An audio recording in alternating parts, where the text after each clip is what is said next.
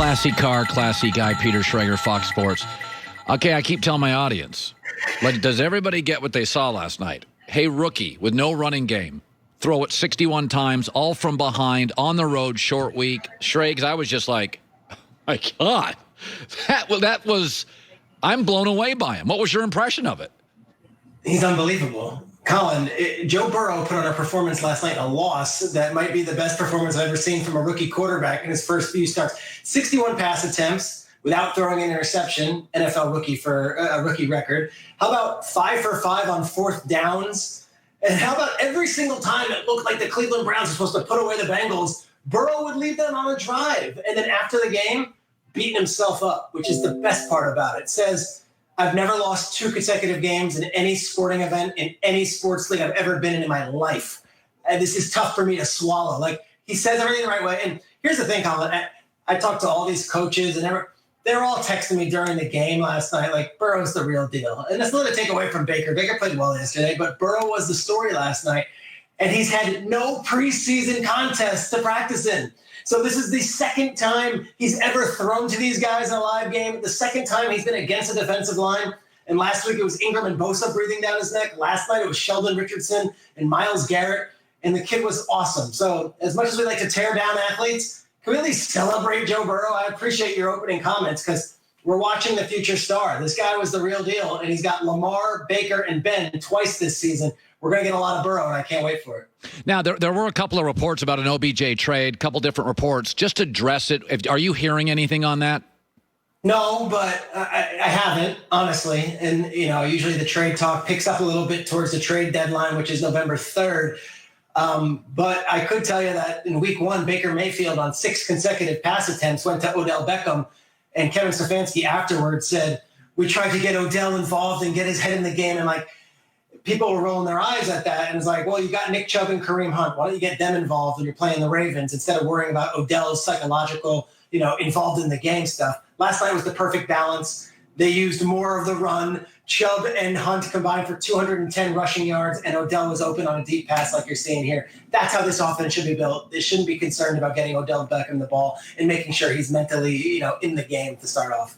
So it's interesting. I did like the Rams over Dallas in week 1, and my takeaway is Sean McVay, Andy Reid, Doug Peterson, highly creative coaches are tough in the first couple of weeks because they sit in the offseason with their yellow pads, they draw up plays. McCarthy's a little more conservative, and I don't see him. I mean, he was 9-5 as an opening coach, but that's with Favre and Aaron Rodgers in a kind of so-so division. And so, and I thought late in the game when he went for it on a fourth instead of kicking, he was overcompensating. Am I right on that?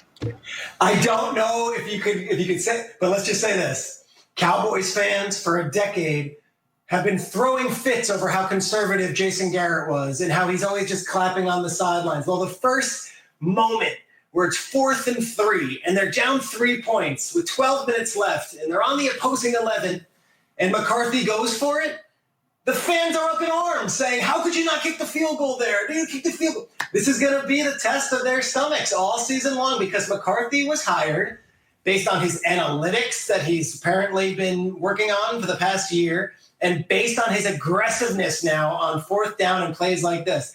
Cowboys fans can't have it both ways. Jason Garrett would have kicked that field goal 100 times. McCarthy went for it. It failed. And all of talk radio in Dallas this week has been, why would he not just kick the field goal there? This is going to be a test for Cowboys fans because McCarthy is the anti-Jason Garrett when it comes to these kind of decisions, or at least that's how he's positioned himself. And he showed it week 1. The analytics, by the way, in that exact scenario, less than 50% you convert on 4th and 3 is what they say, 46%. So he actually went against the analytics, but he used his gut and he was aggressive, and that's what the Cowboys fans wanted. We'll see how they're feeling as the season goes on. I want to talk. We know, Schrags, there's always a team in this league, and it's just the way it is, that they're good, we have high expectations, and they disappoint. And there's a lot of different reasons for it. But I do think there's a couple of things with the 49ers that are just worth discussing. They lost Bruckner on the defensive line. Kyler Murray chews him up. They've got cluster injuries at wide receiver. It looks like Arizona in the division, the Rams are back. And Garoppolo and Kyle Shanahan, this is not disputable. He is now taking the ball out of his hands a lot. I'm not talking Super Bowl hangover. I do think their schedule going forward, Jets and Giants, they'll win. But it doesn't feel like Baltimore. It doesn't feel like the Saints. It doesn't feel like Kansas City today. Is that at least fair to discuss? Yes, it does not feel turnkey. And last week they were up 10-0 and it looked like it. And they had a blocked punt against them. And then, of course, we saw there was a DeAndre Hopkins dominance against a defensive backfield that, quite frankly, wasn't great last year. So there are reasons for concern. And I think Garoppolo and Kyle are going to figure their stuff out. Here's what's fascinating to me, Colin. You mentioned Jets and Giants. And if you look at it on the schedule, that's a check. It's a check. They're doing an interesting deal here. Because of the quarantine, they can't travel out until tomorrow to New Jersey. They're going to Jersey. They're going to spend the night in a hotel. They're going to play the Jets on Sunday. And then they're getting back on the plane. They're not coming back to San Francisco. They're going to West Virginia for 7 days, where they're going to practice in a bubble-like atmosphere in West Virginia, getting back on a plane and going back to New Jersey. No family, no friends, no contact with the outside world, to play the Giants on Sunday. So that's 15 days away from friends and family, 15 days not allowed to go in a restaurant, not allowed to do anything. They're going to be quarantined or in a bubble-like scenario in West Virginia. So yes, you look at it and you say, check mark, check mark. Jets and Giants are not good teams. They'll win those games. This is going to be a test early on. And I'm very curious to see how the 49ers do, because the Rams play the Eagles. They're flying back to Los Angeles after the game, and then they're flying back out to Buffalo on next Saturday because they're like, I want to get my own bed.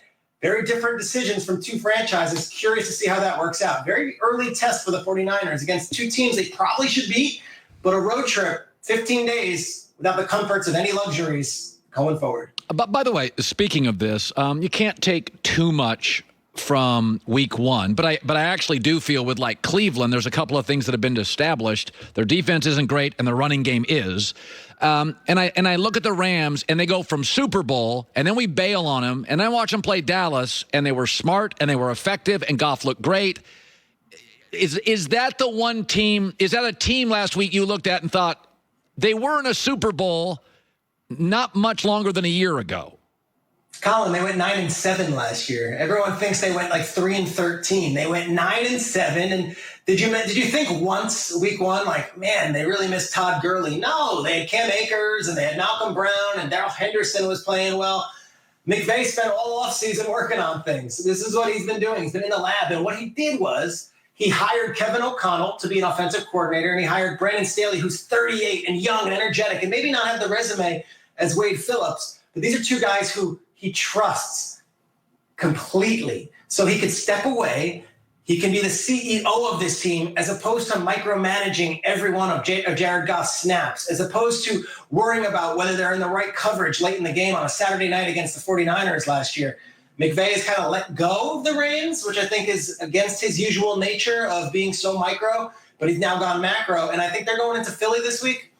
I know they're on the road and it's a long trip and all this deal. Like, I'd be surprised if they lost. The Rams looked really good in week one, and they are dialed in.